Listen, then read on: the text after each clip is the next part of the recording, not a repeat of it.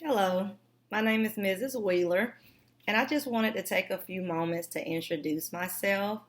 I am a math tutor here.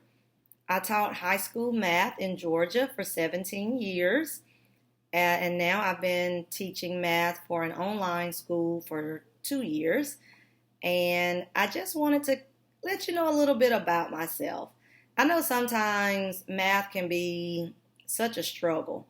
And do you know why I know that? Because I struggle with math. I still remember when I was in sixth grade, I almost failed math.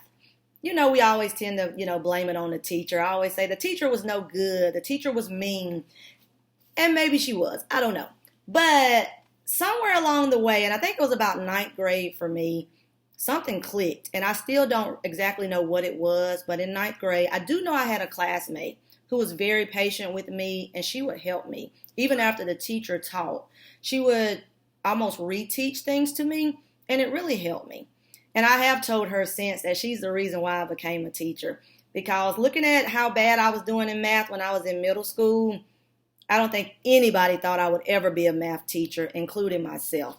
And that's a whole long story as to how I even became a math teacher. But I won't bore you with that. But I will say that I am here to certainly help those students who struggle with math. I seek to put it on a level that makes sense because that's how I've learned it, on a level that makes sense. So if there are some math teachers who they just know the ins and outs to everything and they're like way up here. That's not me. I put it on a level that makes sense. I put it in terminology that makes sense to me, and I would love to make it make sense to you. So I have a passion for students who struggle with math. That's a lot of what I taught when I was teaching at the high school, was students who struggled with math. I actually taught students who took math for the whole school year as opposed to just one semester. My content areas that I like the most are anything algebra based, such as pre-algebra, algebra, maybe even algebra 2.